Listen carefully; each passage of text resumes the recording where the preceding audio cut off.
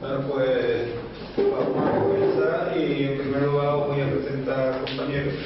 Él es Juanjo, miembro de la plataforma de la Auditoría Ciudadana de la Deuda, además es economista y viene un poco como asesor del OCM, el Observatorio Ciudadano Municipal de la Deuda de aquí de Alcalá, y viene pues a darnos una orientación de cómo podríamos constituir el grupo que vaya a desarrollar los trabajos que el OCM pues tiene planteado de poder ir haciendo, como es precisamente ir descubriendo el presupuesto, las deudas y todo lo que en un momento dado pues está oculto en esos presupuestos, que es donde precisamente está el problema que tenemos, es decir, los 1.186 euros que debemos cada ciudadano. Queremos saber de dónde provienen esos 1.186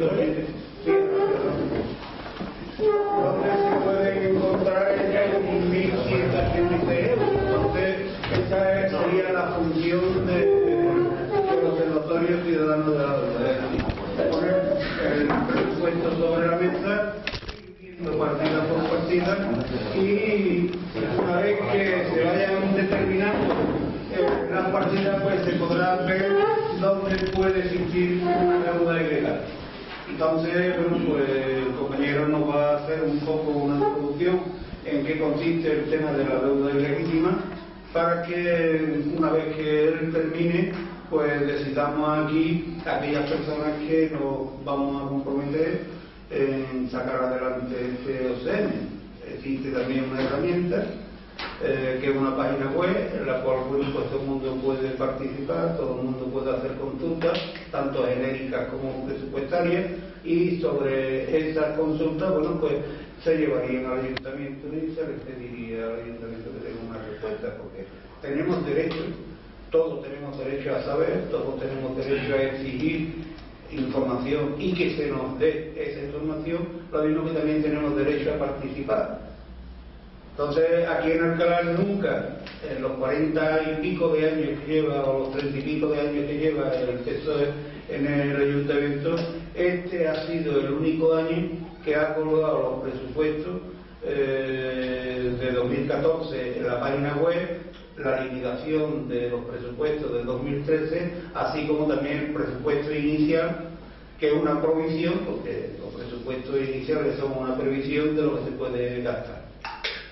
Entonces, yo ya voy a decir un poco y le voy a dejar que Juanjo pues, nos explique el tema de la deuda ilegítima, en qué se basa, para poder nosotros tomar esos consejos o esa información sobre la deuda ilegítima y por lo que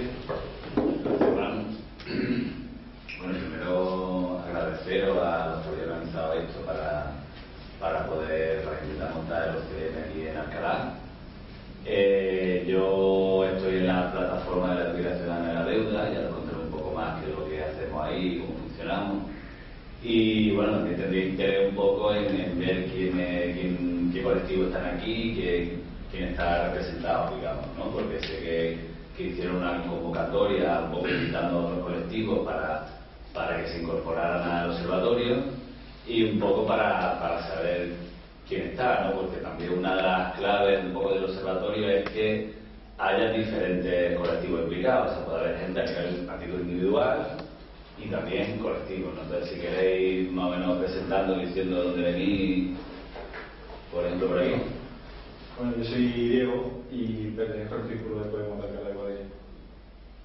Yo soy David, igualmente. Yo soy Guillermo, pertenezco a UID, aquí de Alcalá de Guadalajara. Yo soy Daniel, también pertenezco al círculo de Podemos de Alcalá. Yo soy Pedro, también pertenezco al círculo de Podemos. Yo soy Josu, Jesús, y soy un ciudadano más, ¿verdad? Ático y también del círculo de Alcalá. Yo soy Carmen y también de UPyD. Sergio, de UPyD. Yo soy Antonio, yo no pertenezco a nada, yo soy yo. Yo soy documentalista. No va nada, ¿no? Yo soy Mario y pertenezco a Izquierda Unida. Yo soy María José, una ciudadana normal. No pertenezco a ninguna asociación. Y yo llamo Paco, tengo a título particular, no para estar informado. Bueno, yo soy José, de la alternativa al Canario. Israel de Podemos. Yo soy vengo de título individual. Yo estamos y a título personal trabajo. Yo soy Raquel de Podemos. Y yo soy Manu y soy de Podemos.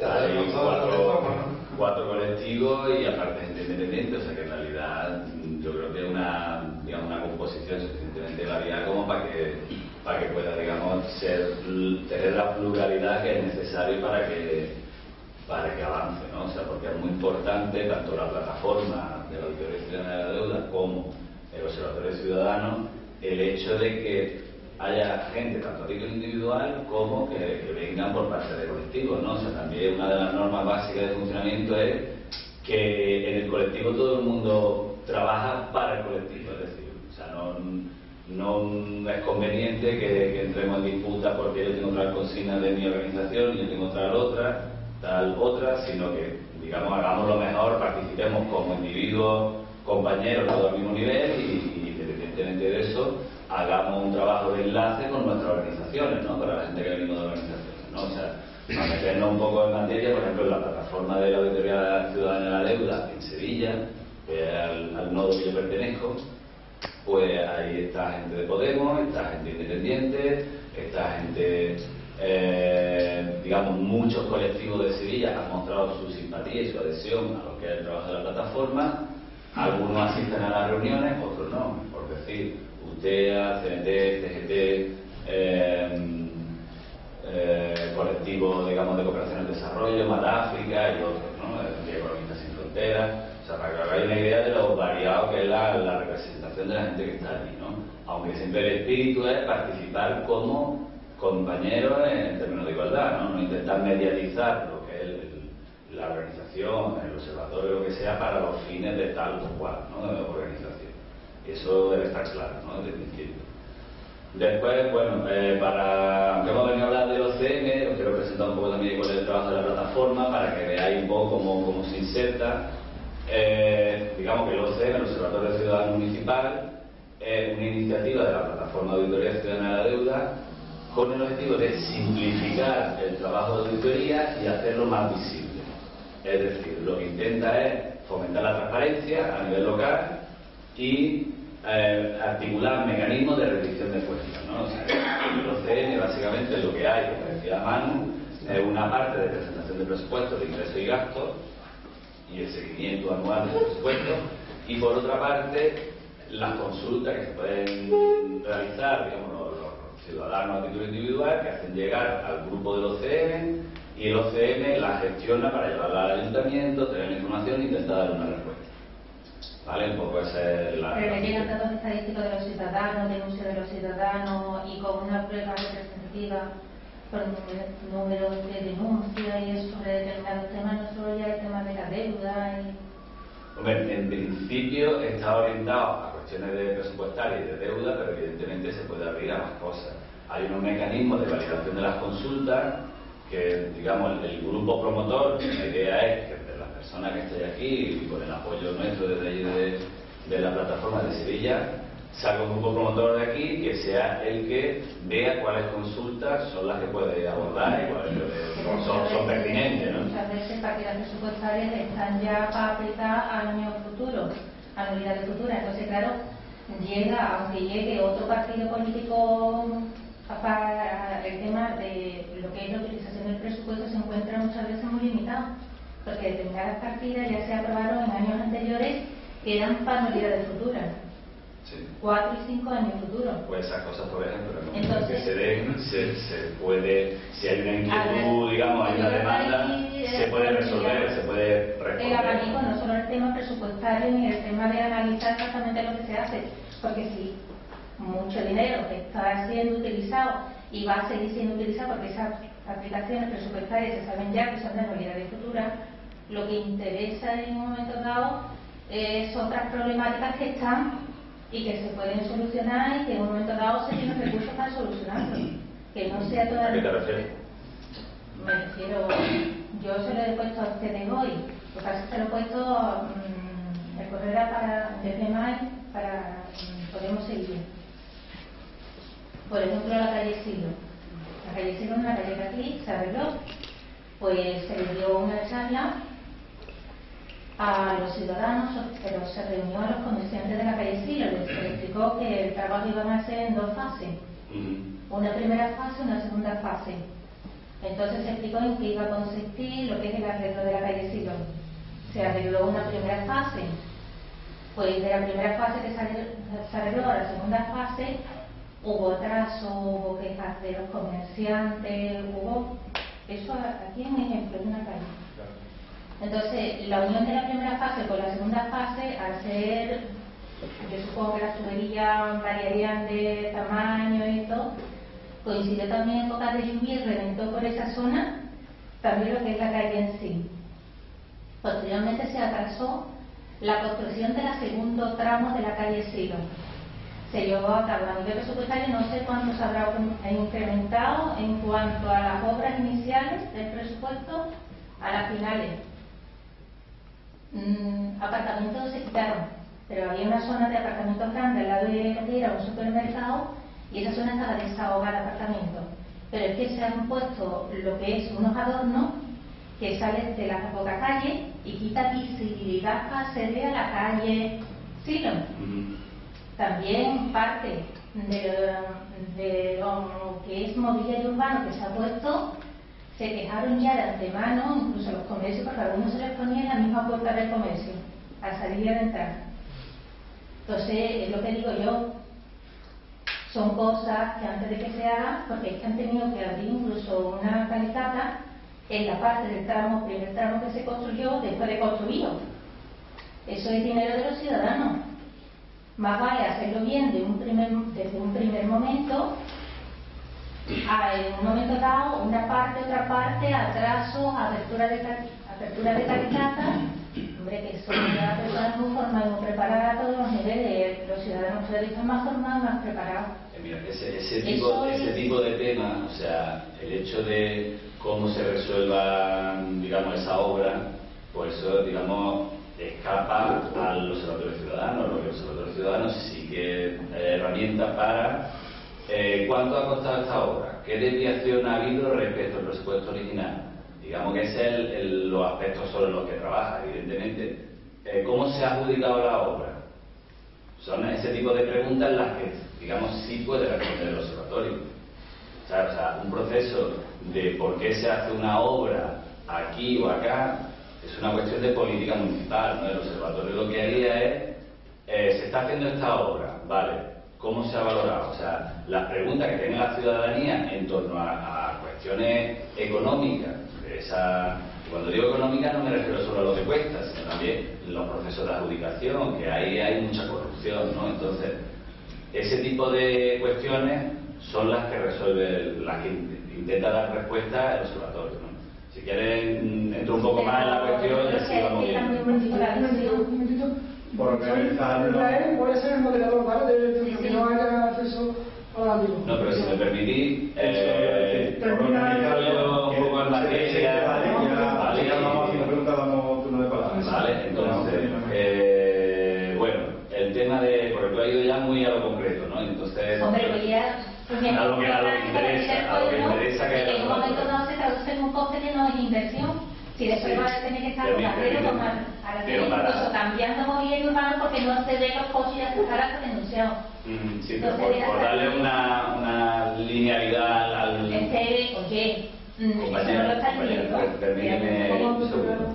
Entonces, quería yo presentar un poco el trabajo de la plataforma, ¿vale? De la Auditoría Ciudadana de la Deuda. Y bueno, pues o sea, básicamente la plataforma surge a 2012, principio de 2012, digamos, con la unión de gente que venía del 15M y colectivos que ya estaban trabajando anteriormente con las cuestiones de la deuda, sobre todo los países del sur. Vale, no sé si os suena la iniciativa Quién debe a quién, que tuvo cierto impacto en los primeros años 2000, 2005, por ahí. que básicamente lo que hacía era cuestionar la legitimidad de la deuda y la viabilidad del pago de la deuda de los países del sur. Cuando el problema de la deuda salta al continente europeo, pues, digamos, desde esta parte y desde la gente que viene del ICM y de otros colectivos, de otros espacios políticos, pues se decide unirse y hacer la plataforma de autoridad ciudadana de la deuda a nivel estatal español. La plataforma trabaja con otra serie de colectivos en la red ICANN, ¿vale? Que es International Citizen, no me acuerdo qué más, pero vamos a encontrar una red internacional, ¿vale? Que lo podéis buscar, ICANN se llama. Y básicamente en la plataforma el trabajo que hemos hecho en este tiempo es la auditoría de la deuda, una auditoría sobre todo, dados los datos que son disponibles, que están disponibles para la gente, digamos, empezar a plantear de dónde vienen los ingresos del Estado, a dónde van los gastos y cuestionar la legitimidad de esos gastos, de esa deuda que se ha generado, ¿no? Cuando hablamos de legitimidad de una deuda ilegítima, ¿de qué estamos hablando? Pues cuando hablamos de una deuda ilegítima, lo que estamos hablando, bueno, son términos que ya a nivel internacional está reconocido por el derecho, ¿no? Y se usa en diferentes contextos. También se usa el término deuda odiosa. La deuda ilegítima es la deuda que responde a unos préstamos que, por la forma en que se contratan esos préstamos o por los fines a los que van dirigidos esos préstamos, atentan contra las condiciones de vida y ponen en peligro la convivencia entre las naciones. Esa es la definición jurídica aceptada a nivel internacional, ¿no? Entonces, es importante, digamos, todo, pero vamos, el final, ¿no? O sea, bueno, el principio por una parte, préstamos que en lo que financian o por la forma en que se contraen. Es decir, un préstamo que para una obra pública, como por ejemplo la calle Silo, no ha seguido los procesos de publicidad, de adjudicación que están legalmente establecidos, sino que ha sido un proceso, digamos, de adjudicación a dedo, pues, no sé si es el caso, ¿no? Pero por decir, pues eso empezaría a entrar ya dentro de unos términos de ilegitimidad, porque aunque se haya hecho, digamos, con la apariencia de legalidad, realmente no ha sido legal. Entonces, ser un contrato fraudulento, ya podemos empezar a declararlo como deuda ilegítima, ¿no? Por otra parte, los fines a los que va destinado, es decir, y eso es, bueno, entra un abanico grande, ¿no? Pero si, por ejemplo, los fines son hacer una superobra faraónica, como por ejemplo parece la transformación de la Plaza de la Encarnación en Sevilla, ¿no? Y a raíz de eso hay que recortar en otras partidas presupuestarias, como se ha hecho, ahí ya se podría decir que por los fines a los que va dirigido no está, digamos, generando bienestar a la ciudad, sino que lo que está haciendo es disminuir el bienestar de la ciudad, ¿no? Entonces, ahí ya se podría ver una cosa más clara, la compra de armamento, que no es el caso de aquí de Alcalá, pero a nivel estatal sí que sí. El armamento o la realización de otra autopista cuando ya viene una autopista, ¿no? Ese tipo de, ¿no? Ahora tenemos que rescatar las compañías de la autopista porque están en quiebra. Por ejemplo, ¿no? O sea, son cuestiones que por los fines a los que van dirigidos se pueden considerar ilegítimos. La segunda parte es que atenta contra las condiciones de vida de las personas o la convivencia de las naciones. Por ejemplo, en los casos internacionales, como en los países del sur de América, digamos que el hecho de tener que pagar la deuda ha generado lo que se conoce como planes de ajuste estructural, que lo que ha generado es una caída de las condiciones de vida de las personas, ¿no? O sea, tanto en la educación como en la sanidad, como en el acceso a la comida, al agua potable, ¿no? Entonces, esa disminución de las condiciones de vida de las personas atenta contra la convivencia de las naciones, porque en un momento dado puede haber naciones que digan, bueno, pues por tales motivos no te voy a pagar, estoy enemista contigo. O sea, hoy en día es muy difícil que haya una guerra abierta entre dos países, pero sí que, por ejemplo, en Europa hemos visto cómo a raíz de todo los rescates financieros el proyecto europeo se ha debilitado. No estamos de acuerdo o no con el proyecto europeo, pero la convivencia entre las naciones se ha debilitado, ¿no? Entonces, digamos que esa es la idea intuitiva. Una deuda odiosa. Pues ahora no tenemos el caso flagrante de Ucrania. En Ucrania ha ocurrido algo muy llamativo, que es la primera vez que el Fondo Monetario Internacional habla a un gobierno que viene de un golpe de Estado y que está desarrollando una guerra civil. Es la primera vez que presta dinero a un país con un conflicto armado, ¿vale? Esa es la primera vez que lo ha hecho el Fondo Monetario Internacional. Entonces, está prestando dinero a una facción de un país que está en conflicto, que no viene de una elección democrática. Entonces, la deuda odiosa lo que dice es que cuando la deuda se contrae por un gobierno no legítimamente constituido, es decir, un gobierno no democrático, esa deuda se puede considerar odiosa, porque la persona, el presidente o la junta militar o aquella institución que lo pidió el préstamo no representaba la soberanía popular, ¿vale? Entonces eso sería, digamos, una deuda odiosa. ¿Y el patrimonio se podría catalogar como odioso? Estoy pensando en el patrimonio de los francos, desde ese punto de vista. Hombre, legítimo a lo mejor, pero desde ese punto de vista. O sea, la cuestión de lo ilegítimo y lo odioso va dirigido hacia el impago, o al menos la quita, o digamos, la disminución de la cantidad a pagar, ¿vale? Entonces, o sea, estamos hablando siempre de deuda legítima, deuda odiosa, con la intención de disminuir los pagos que se tienen que hacer a cuenta de esas deudas, ¿vale? Entonces, ¿por qué la plataforma trabaja sobre la deuda y por qué pensamos que la deuda es importante? ¿Cuánto tiempo tenemos? ¿Cuánto tiempo llevamos? A las 9 que vamos a la sala. Y son las 24. Las 8:30. Wow. Bien. Pues entonces me voy a dar prisa. ¿Por qué nos centramos en el tema de la deuda? Pues no porque nosotros lo hayamos querido así, sino porque los poderes establecidos han introducido y han creado el relato de que la crisis era por culpa de la deuda pública, lo cual es falso. Y eso no es que lo diga yo, es que lo dicen los datos del Ministerio de Hacienda, del Banco de España y cualquier organismo estadístico que podáis mirar. El problema de la deuda en España es un problema fundamentalmente de deuda privada. Y dentro de la deuda privada, el problema más grande lo tenían, y lo siguen teniendo, los bancos y las empresas. Entonces, cuando desde los poderes establecidos, desde esos gobernantes, tanto el PP como el PSOE, dicen que tenemos un problema de deuda, nos están engañando, porque la deuda de España sobre el Producto Interior Bruto, que todo el mundo sabe lo que es, era del 64% en el 2007. Actualmente es del 100%.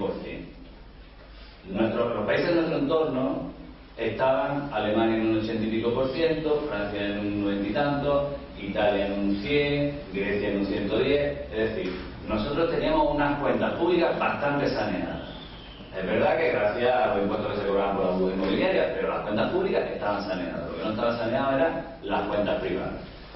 Entonces, cuando intentan meternos, perdón por la expresión, la burra de culo, de que la culpa es del Estado, que ha generado mucho gasto, pues hay una respuesta ciudadana diciendo: oye, es que los datos no corroboran esto, el problema es de los bancos, que se han endeudado muchísimo, se han endeudado por encima de sus posibilidades, dándole la vuelta al argumento, y es la verdad. Y nosotros entendemos que, dado que se justifican tanto los recortes en servicios sociales, servicios públicos, como educación, sanidad, etcétera, en inversión, infraestructura y demás, como los recortes en materia laboral y cualquier otro tipo de recortes se están justificando a causa de la deuda, pues nosotros entendemos que tenemos que darle la guerra precisamente en la deuda, para demostrar que la deuda, el problema es la deuda privada y el problema de la deuda pública es precisamente toda la deuda que se ha contraído a raíz de la crisis, no antes de la crisis. Yo suelo hablar de que en el año 2008 lo que se produce realmente no es una crisis, sino un golpe de Estado financiero. Y un golpe de Estado financiero que viene desde Estados Unidos y lo que hace es, o sea, los bancos, el mecanismo de financiación es: el Banco Central Europeo presta a los bancos comerciales y los bancos comerciales prestan a la sociedad, incluyendo al gobierno, que además de los préstamos convencionales que saca de la banca, se financia con sus ingresos, impuestos, etcétera, ¿no? Entonces, en el momento en que los bancos dejan de cumplir su función social, que es abastecer a la sociedad de crédito, ellos lo que están haciendo es un golpe de Estado, una medida de presión política para crear la política e imponer las políticas que ellos quieren. Y efectivamente lo que han conseguido, ¿no? Para ilustrar un poco el tema de no tenemos un proyector, pero tenemos unos papeles que también nos sirven, y un poco para que hagáis la idea de lo que ha sido el desarrollo de la deuda pública en España. Bueno, esto era la situación de las cuentas de los diferentes países, vale, ahora lo explico un poquito, a nivel de endeudamiento público y endeudamiento privado. Este es el endeudamiento de las familias y este es el endeudamiento de los bancos y de las empresas, ¿vale? Esta parte es banco y empresa. Entonces, como veis, nuestra situación no era mala. Estos bancos tenían problemas, ¿no? Por ejemplo, el Reino Unido está mucho más endeudado, ¿no? Pero nuestra situación era equiparable a otra. No teníamos por qué tener ese discurso que se ha impuesto de una crisis de la deuda, ¿no? Si veis, la deuda pública en el año 2008, que ya subió, era del 66%. Francia 80 y pico, Italia 110, más o menos lo que iba diciendo, ¿no? Entonces, ¿qué es lo que ha pasado desde entonces? No voy a enseñar muchos papeles, pero para que veáis un poco. Este es el recorrido de la deuda, ¿vale? Aquí entramos en el euro, más o menos hay un aumento de la deuda, digamos, suave, y a partir de 2008 aumenta exponencialmente. Esta otra línea es la deuda de la administración central. Es decir, quien más aumenta, siempre nos han dicho, no, es que la autonomía gasta mucho, los ayuntamientos están súper endeudados, no sé qué. La deuda de los ayuntamientos prácticamente ni se ve, que es esta que va por aquí. Esta es la deuda de la autonomía, aunque se ve muy mal porque no tenemos una imagen grande, ¿vale? Pero esta es la deuda de la autonomía, que más o menos aumenta, pero tampoco aumenta tanto. Y aumenta sobre todo a partir de 2008. Y es la deuda del Estado central, es decir, la del Gobierno de España, la que aumenta exponencialmente a partir de 2008. Entonces, no es que nosotros tuviéramos un problema de deuda y han venido los recortes para que tengamos menos deuda, sino que nuestra deuda no estaba mal, pero por las medidas de rescate bancario y otras, como el golpe de Estado financiero, que no permite que el Estado obtenga financiación, y la caída de recaudación de impuestos, el Estado se ve obligado a recurrir a la emisión de bonos del Estado y generar muchísima más deuda, ¿vale? No sé si se está entendiendo o no, pero, vale, esto, porque los términos brutos de la deuda, vamos, debemos 1.200.000 millones de pesetas. Bastante, ¿no? Pero esto para entenderlo a nivel personal. En el 2008, cada uno de nosotros está en la deuda per cápita.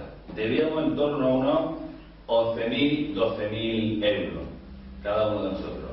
En el año 2013, debíamos cada uno de nosotros, desde el niño de teta hasta el viejo que está jubilado, casi 30.000 euros, 27.000 euros. ¿Vale? Y la mayor parte de ello es la deuda, ¿vale? Y la emisión de letras del Tesoro, de bonos y eso última que se ha hecho, un tipo también por ciento muy alto, la gran mayoría de las personas que lo han adquirido, que habrán que devolverles intereses, ¿son nacionales de España o de países de la Comunidad Económica Europea como Alemania? Las primeras emisiones que se han hecho en estos años, bueno, las primeras me refiero casi todas, hasta este año prácticamente, han estado dirigidas a inversores institucionales, que son principalmente fondos de pensiones, fondos especulativos. Se les daba prioridad, ¿no? Sí, eran de hecho los únicos que la podían comprar. A partir de principios de este año, si no recuerdo mal, es cuando se abre la compra de bonos a cualquier persona, ¿no? Bueno, ¿por qué pensamos que es ilegítima esta deuda?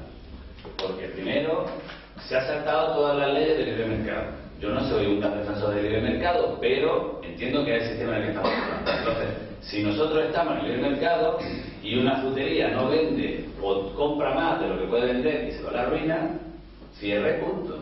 Eso es, todo el mundo lo entiende. Nada, el ayuntamiento no lo va a rescatar, ni va a llegar la Junta y lo va a rescatar, ni va a llegar el gobierno central. Ahora, si un banco ha quebrado por sus malas prácticas de inversión, porque ha prestado para la burbuja, no es que eso no se pudiera saber que la burbuja iba a estallar. Había muchos economistas que decíamos que eso iba a estallar, porque no es la primera burbuja que ocurre en la historia, ni será la última. Entonces eso está estudiado. Cuando tú avalas lo que inviertes con el mismo tipo de activo que estás comprando, eso da lugar siempre a una burbuja. Es decir, Tú, para comprar una casa, tenías que avalar con otra. Ahí, ese mecanismo es el mecanismo de la burbuja. Tras el 29, la gente avalaba la nueva compra de acciones con las acciones que ya tenía. Siempre funciona así. Tú avalas lo que vas a comprar por lo mismo que estás comprando. Pero Entonces, claro, un momentito, del tras del 29 se salió Estados Unidos con el tema de la guerra mundial aquí. Todavía Alemania y otros países se están pagando parte de esa eso guerra. sí que lo vamos en el debate, pero que está claro que la guerra ya está aquí. Poniendo a trabajar a la gente, cómo salieron de la guerra, cómo salieron del tras del 29, poniendo a trabajar a la gente para maquinaria pesada, uniforme y todo, pero para Europa, lo que era la guerra mundial. Sí, sí. El tras del 29 vamos, lo que yo me he llegado. La economía de guerra. Mira, aquí hay dos alternativas. Perdona, aquí hay dos alternativas. Dos alternativas que se lleva hablando ya muchos años. Se lleva hablando desde las posiciones críticas, ¿no? Pero la alternativa es o una hiperinflación, porque lo que ha hecho el Banco Central Europeo y la Reserva Federal Americana, China, el Banco de Japón, todo lo que han hecho ha sido emitir muchísimo dinero en el 2008. Entonces, o va a haber una hiperinflación o va a haber el desarrollo de una actividad económica que, como ya más no se puede producir porque ya está todo puesto en explotación, lo que hará es destruir el dinero. ¿Eso qué es? Una guerra. Hacer armas para tirarlas, romper cosas y volver a reconstruirlas. Esos son los dos escenarios que hay. Entonces, si queréis lo hablamos después en el debate y tal, pero vamos, no es que sea una cosa que suene a chino, es que tenemos una guerra en Libia, tenemos una guerra en Siria, tenemos una guerra en Ucrania y todas las que hay en África que no nos enteramos porque no interesan a nivel mediático, ¿no? Pero ya tenemos 3 guerras en la frontera de Europa, ¿no? Y eso es una realidad que Alemania ya por primera vez después de la Segunda Guerra Mundial va a empezar a vender armas a una parte en conflicto, a los kurdos de Irak, es decir, que la maquinaria industrial bélica ya se ha puesto en marcha. ¿Para qué? Para asumir toda esa cantidad de dinero que se sacó en su momento. Vale, como tenemos poco tiempo, otro argumento sobre el tema de legitimidad. Con las tasas de pobreza, ¿vale? No vaya a haber nada, pero esto es la tasa de pobreza y aquí viene la variación. Bueno, pues España está situada en un dudoso 7º puesto a nivel europeo, con una tasa de pobreza de casi el 25%, ¿vale? Y tiene la 7ª que más creció en el conjunto de 2008-2012. En cuanto a familias con bajo ingreso, que es un término estadístico interesante, digamos, para estudios sociológicos, que lo que quiere decir es que ninguno de sus miembros trabaja a tiempo completo. Pueden tener algún trabajo, pero nunca llegan entre todo el hogar familiar a un trabajo a tiempo completo.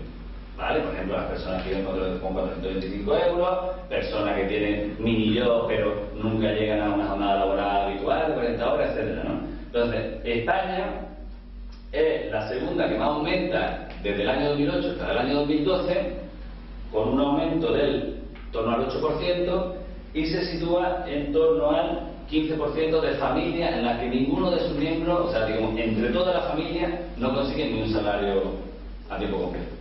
O sea, ahí ya estamos viendo que la deuda que se está utilizando, los 40.000 millones que se han utilizado para rescatar a la banca, se podrían haber puesto en un rescate ciudadano, que ya se estaba pidiendo con la marcha del 22M y antes con el 15M, etcétera. Se hubiera podido hacer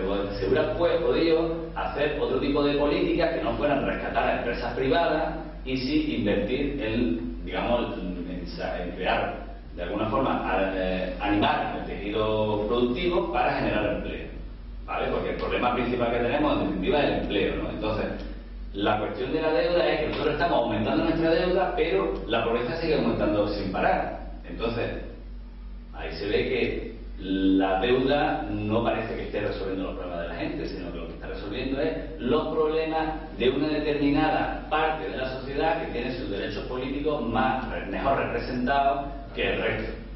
Podemos llamarle casta, o podemos llamarle élite, o podemos llamarle como nos dé la gana. Pero el caso es que hay una fracción de la sociedad que tiene tomado el poder y que legisla para su bienestar, ¿no? Bueno, no voy a dar más paliza con esto, yo creo que más o menos se entiende lo que queremos decir cuando hablamos de deuda ilegítima, ¿no? Entonces, la alternativa que nosotros nos planteamos, pues nosotros tenemos un debate abierto desde todas las posiciones posiciones, ¿no? Que van desde una quita, que digamos que sería un proceso arbitrario tomado desde arriba, ¿vale? Nos dice, pues, el 10% de lo que no debéis, no nos lo paguéis, por ejemplo, ¿no? Hay otros procesos que van hacia, digamos, hacia abajo, que sería ya un proceso negociado de reestructuración, que ahí sería juntándote con los acreedores y establecer qué parte de la deuda no se les va a pagar.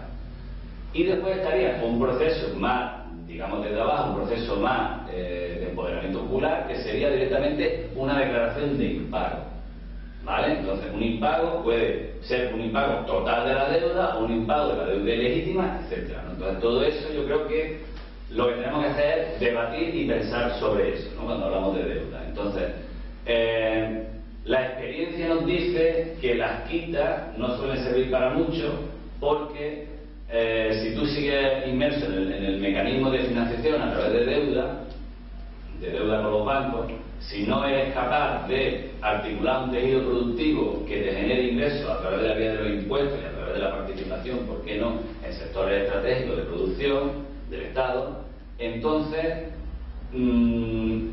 al final vuelves a caer en la misma historia, ¿no? Es como que tú dices, he pedido un crédito de consumo de 1.000 euros, me quedo sin trabajo, voy a pedir otro de 1.000 euros, de 1.200, a ver si lo puedo pagar. Y después voy a pedir otro de 1.500, a ver si lo puedo pagar. Y al final vas pidiendo cada vez más crédito, más crédito, más crédito, y la bola cada vez más grande. El día que te corte el grifo, estás perdido, ¿no? Entonces, esas son las alternativas que tenemos que tener presentes, ¿no? Pero en época de crisis se reduce lo que es el Producto Interior Bruto, lo que es la facturación, el volumen de facturación, el volumen de IVA, todo eso afecta muy de lleno a la Comunidad Económica Europea y los ingresos que recoge de cada país.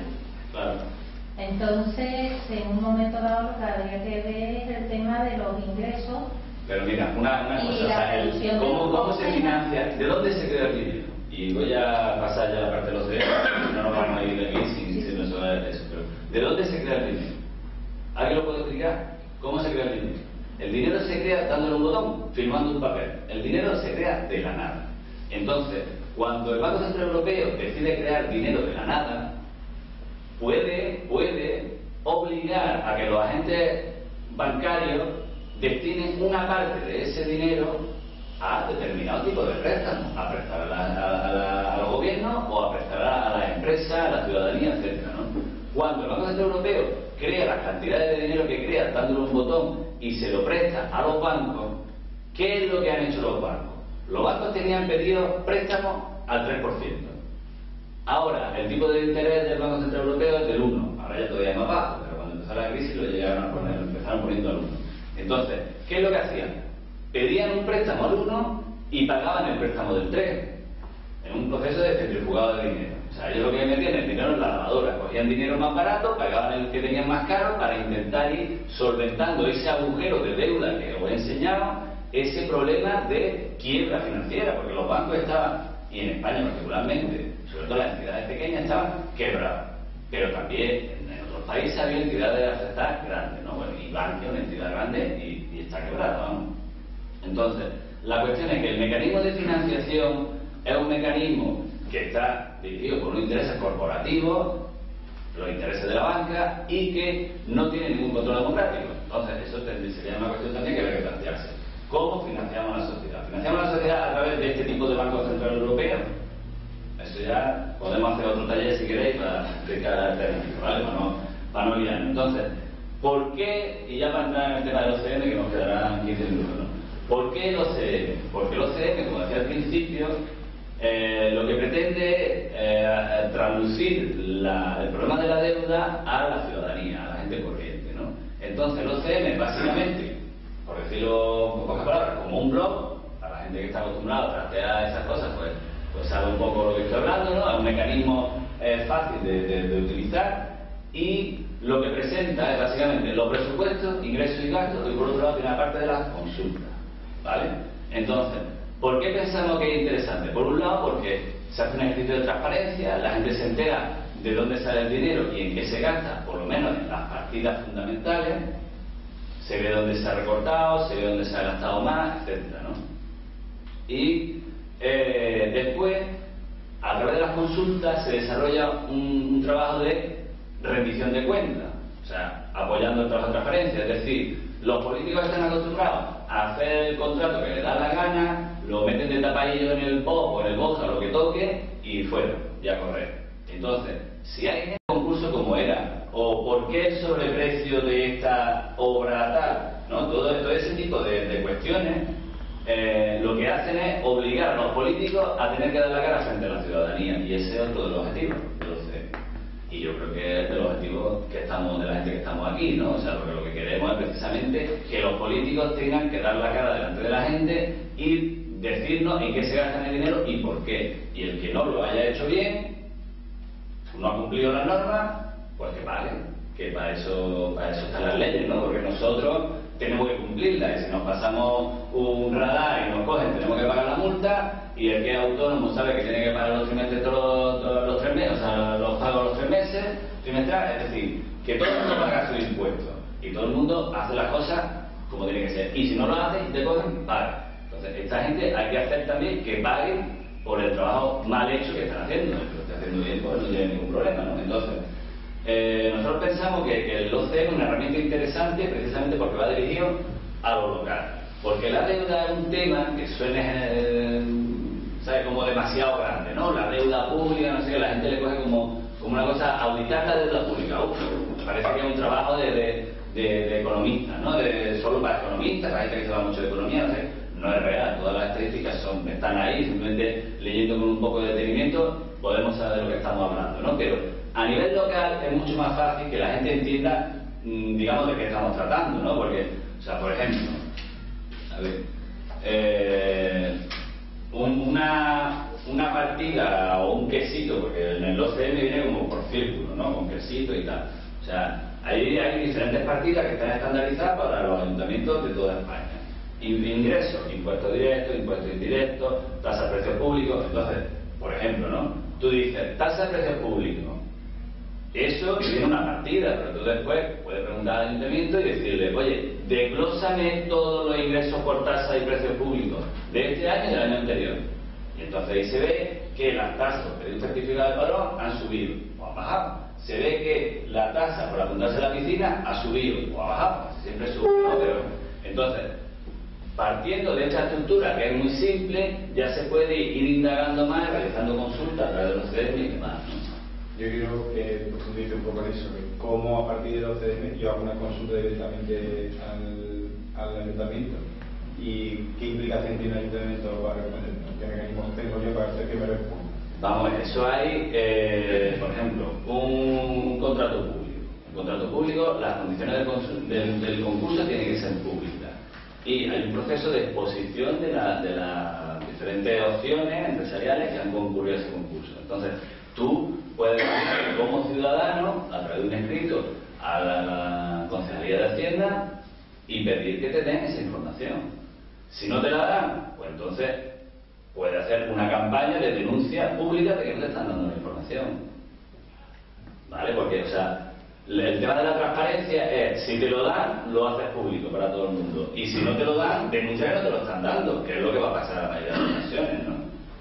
O sea, que después es verdad que se puede contar con un Alcalá Leaks, un Wikileaks de aquí de Alcalá, ¿sabes? Gente que diga, coño, me gusta lo que están haciendo, le voy a mandar un documento, le voy a dar, no sé, un amigo que me diga tal, que te van dando pistas y que te van dando cosas, ¿no? Pero el principio es, tú vas al ayuntamiento, diriges una consulta, puede ser virtual o puede ser física en persona, a través de la presentación de una solicitud por registro, y ya está, vamos, que esos los temas que la gente vaya preguntando o los que el propio grupo promotor de los temas tenga interés, pues simplemente dirige al ayuntamiento. ¿Es el OCM lo que se encargaría de denunciar, de la denuncia? Hombre, el OCM tiene que tener una campaña de visibilización de sus trabajos. Entonces, si por ejemplo, no sé, un tema crítico aquí de mal gasto de dinero público, yo voy a poner un ejemplo. Y es el ejemplo que normalmente suelo poner cada vez que hablo del tema de los CEP. Y me refiero al tema del auditorio. El tema del auditorio, hacer una obra que pasaba los 18.000 euros, es considerada como contrato mayor. Entonces, estos contratos mayores tienen que abrir, para que salgan adelante, tienen que abrir un concurso de oposición. Es decir, se presentan una serie de empresas, y esas empresas pues cada una presentan su presupuesto y después, bueno, pues el ayuntamiento en sus comisiones que tengan para este tema o demás, pues elegirán a una empresa. Pero como dije, el tema del auditorio pues pasaría a esto, es decir, se abrió ese concurso de oposición, se presentaron a las empresas, hubo una que fue la ganadora de ese concurso de oposición con un presupuesto inicial. Es decir, yo no sé esa cantidad porque el ayuntamiento pues no ha dado esa información y por lo tanto yo no la tengo. Pero resulta de que después nos hemos enterado casi todos en Alcalá de que ese auditorio ha costado 3 veces más que el presupuesto inicial que se aprobó. ¿Y los costes de trabajo de los técnicos han participado? ¿Han participado realmente todos los técnicos en las manos? ¿Ha sido mano de obra real o simplemente algunos lo han apuntado y siquiera han Eso es lo que no sabemos. Eso es lo que pretendemos con el OCM, enterarnos de todo este tipo de cosas. Es decir, hacerle esta consulta. Pero eso es que no se va a enterar, porque si el mismo ayuntamiento dice quiero mis técnicos, fulanito y menganito, que conste en su currículum que han participado en la obra del auditorio. Yo no sé si el ayuntamiento lleva ese mecanismo. Yo lo único que sé es que eso tenía un presupuesto inicial y se ha finalizado la obra más, incluso 3 o 4 veces más que lo que se aprobó. Entonces, quiere decir de que tiene que ser por unos motivos, bien porque hayan subido los materiales, bien porque, o no lo sé, vamos a decir, de ese presupuesto el propio ayuntamiento ha desviado alguna partida para ingresarla en otra. ¿Se está rentabilizando ya o no? No. ¿O todavía está deficitario? Lo que está claro es que los alcalareños no están pagando con sus impuestos. La cuestión es rentabilizarlo. No, pero tampoco no es la cuestión que concierne. Lo que está claro es que en el sistema, que además está aceptado, se puede sobrevalorar una obra en el 20, 25, 30%. A partir de ahí está ilegal. Y estamos en un sobrecoste de 3 veces más. O sea, a partir de ahí está mal. A mí el OCM lo que me parece una herramienta, me parece muy bien, de transparencia y cuya consecuencia lógica tiene que ser que se ponga en consideración quiénes son los que han hecho mal las cosas y que paguen en la medida que puedan, porque la deuda de un auditorio no la va a pagar ni el alcalde con su patrimonio. Lo que tiene que ser el OCM finalmente es la herramienta clara de legitimización de la deuda, la nacional y la local. Y si la nacional no se puede, habrá que considerar cómo podemos declarar aquí localmente ilegítima la deuda local, para no pagarla directamente. La responsabilidad del camino. Bueno, vamos a respetar el indicador que se llama cercanía. Diego. Yo lo que quería preguntarte es cómo organizáis el funcionamiento de los CEN, porque son distintos colectivos y demás, y las propuestas, por ejemplo, las consultas del ayuntamiento, que bueno, que hay que registrar la empresa telemáticamente, eso luego se valora entre los componentes, hay grupos de trabajo, ¿cómo se eso hay, digamos que hay 4 tipos, o sea, digamos, por una parte está el trabajo web, digamos lo que es el mantenimiento de la web, la puesta en marcha de la web, el traspaso de datos presupuestarios a la web, y por otra parte está la gestión de las consultas, ¿vale? Entonces la cuestión es que de aquí salga un grupo de gente que pueda asumir esas tareas, es decir, alguien o un par de personas que puedan asumir el mantenimiento de la web, otro equipo de 2 o 3 personas, puede ser una persona nada más, pero siempre siendo más, pues más fácil que la cosa avance, ¿no? Que lo que hacen es, digamos, el trabajo de elaboración de las consultas, la respuesta final para publicarla en la web. Estoy yendo, digamos, de lo más a lo más concreto. Después hay otro equipo que lo que hace es pasar, o sea, otra tarea que sería la de pasar las consultas a ese equipo que le da forma, y finalmente hay una primera tarea que sería hacer una criba entre lo que son consultas que conciernen a las cuestiones de los CN, de los observatorios ciudadanos, o no, ¿vale? O sea, que serían esas 4 tareas las que habría que cubrir, que la cuestión es que surja gente para que pueda cubrirse todo. También os digo una cosa, que puede la misma persona hacer varias de ellas, ¿no? Porque, por ejemplo, lo de gestionar las consultas, ¿no? Cribar las consultas, eso lo puede hacer también la misma persona que dirige las consultas después al equipo técnico. Incluso esas tres partes puede hacer el mismo grupo, ¿no? Yo lo entiendo así. No sé si me contestaba la pregunta que hice antes. La denuncia. La denuncia la hace el equipo de OCM, hay que hacer un equipo técnico especial para esto. Bueno, dice que hay que darle una visibilidad a la denuncia. La denuncia, hombre, yo creo que aparte de lo que es el OCM como página web y tal, el OCM tiene que tener una labor de comunicación de su trabajo. Entonces, alguna gente del grupo promotor tendrá que encargarse de, pues igual que estamos aquí hoy haciendo esto, pues otro día cuando, yo que sé, haya 6 meses de trabajo, 3 meses de trabajo, o se haya conseguido responder un asunto muy crucial, o lo que sea, eso es comunicación. Claro, hay que hacer un trabajo de comunicación de denuncia pública. Después, de denuncia judicial, eso evidentemente el OCM pues hará, o sea, primero el OCM no tiene personalidad jurídica, la cosa sería que se quisiera constituir como personalidad jurídica propia, y otra cosa es que las organizaciones que estén dentro quieren llevar plantear un pleito a las personas implicadas, que eso tampoco tendría que ser. O sea, yo por ejemplo, por la parte que me toca, ¿sabes? En Podemos, por ejemplo, ahora mismo no se plantea hacer una denuncia porque legalmente todavía el partido está constitucional, ¿no? Entonces, la gente que quiera presentarlo, si el OCM dice, bueno, pues lo presentamos como OCM, o los diferentes colectivos que estamos aquí vamos a presentarlo con nuestros nombres todos juntos. Yo qué sé, eso ya es una cuestión que el grupo decida lo que quiere hacer, ¿no? Yo quería explicar un poco en qué consiste el grupo de trabajo. Empezando por arriba, existe un equipo director o team manager, que así es como viene en la página web, viene en inglés, y el team manager es un equipo director.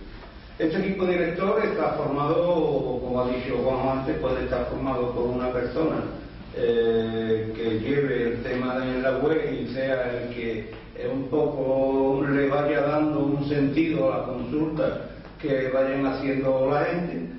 Y de este equipo, que lo mismo lo puede hacer una persona, que lo pueden hacer 6, yo me gustaría de que hubiesen más personas en este equipo director, puesto de que ahí se debatirían las consultas que en un momento dado pues tienen una mayor incidencia en el pueblo o tienen una mayor incidencia en la gente porque esté más a flor de piel. Entonces ese equipo de personas serían los que recibirían las consultas que hagan los ciudadanos. Después, una vez que se determinen cuáles consultas son las que se le van a plantear al ayuntamiento, tendría un team member. Si es una persona que va a tratar directamente con esa persona que ha hecho la consulta, para conjuntamente con esa persona pues ir más o menos modificando, si hubiese que modificar cualquier tema en la consulta, consultarle al que ha hecho esa consulta, es decir, un seguimiento.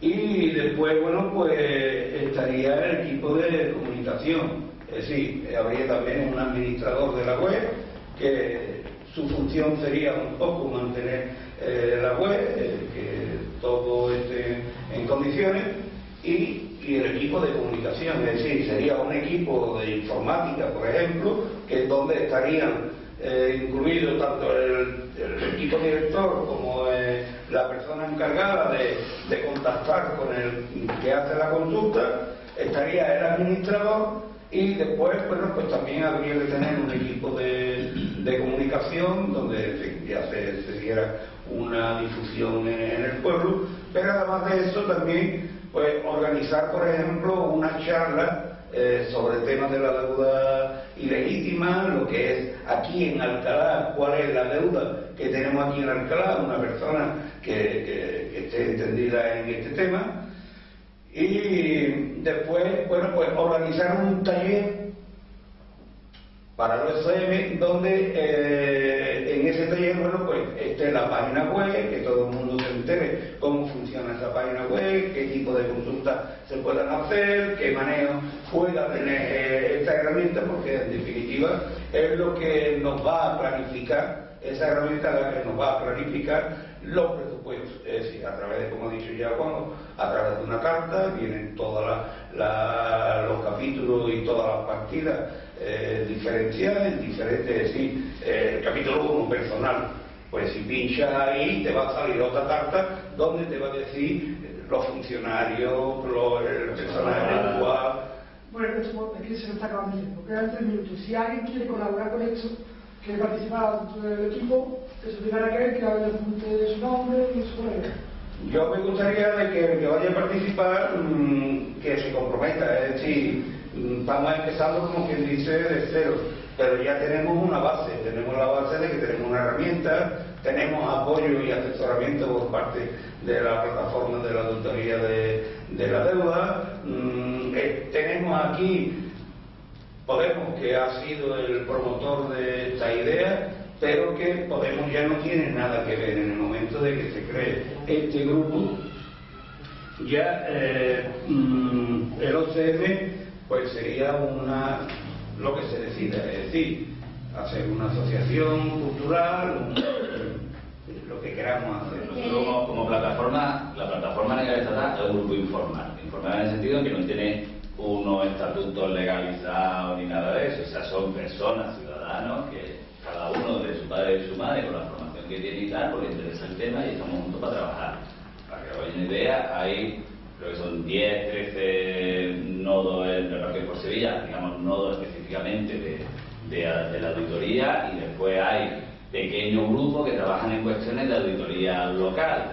Es decir, el OCM es una de las iniciativas digamos, de transparencia local y de auditoría local, y otra es las mociones contra los intereses del plan de pago a proveedores, que no sé si enteráis, por ejemplo, habéis enterado, en Morón se ha declarado, o había una moción para declarar ilegítimos los intereses del plan de pago a proveedores, Badalona fueron los primeros que lo hicieron, un montón de pueblos de Cataluña y del Levante también lo han hecho, en Madrid había otro, o sea, hay diferentes alternativas y se puede ir trabajando con todas. Yo creo que aquí el OCM es lo que parece que tiene más interés. Nosotros desde la plataforma damos todo el apoyo técnico que podamos dar, evidentemente orientación, cuanto a lectura, presupuesto, todo lo que haga falta, pero lo que yo creo que, por lo menos, ¿sabes? Los que estamos aquí, dejar un correo para una próxima convocatoria en la cual ya se empieza a hablar de cosas concretas, de tareas, de trabajo y demás, ¿no? Y evidentemente los que venís de otros colectivos,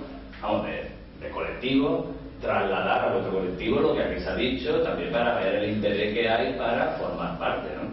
Pero yo le decir una cosa, el tema del pago a proveedores, que la gran mayoría son pymes en España, muchas se encuentran muy limitadas e incluso llegan a arruinarse porque le tienen hasta los ayuntamientos.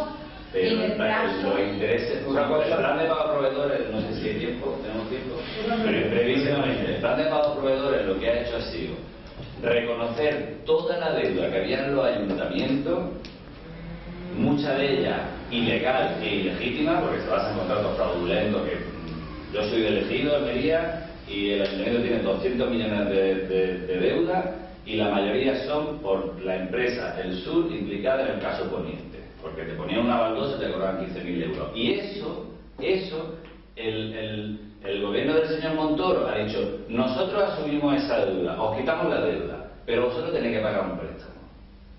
Y el préstamo tiene unos intereses. Entonces, la moción, lo que las instituciones hacen, no es decir, no paguéis a las pymes, porque a las pymes le ha pagado el Ministerio de Hacienda, con una quita, todo se ha dicho. O sea, si tienen que cobrar 100, han pagado 70. Pero lo que decimos es los intereses que el Estado recauda de los ayuntamientos para dárselo a la banca, eso no lo vamos a pagar. Eso es lo que dice la moción. No es que no vayamos a pagar a las pymes, ellas ya han cobrado menos de lo que les tocaba, y no por culpa del ayuntamiento, sino por culpa del Estado, que le ha dicho, si quieres cobrar te tenemos que quitar el 30%. Entonces, lo que hace las mociones es decir, los intereses que están engordando los beneficios de la banca, eso es lo que no vamos a pagar. ¿Vale? Para que quede claro. Entonces, no sé. Pues si queréis pasar esa lista, ¿no? Para esa lista de correo.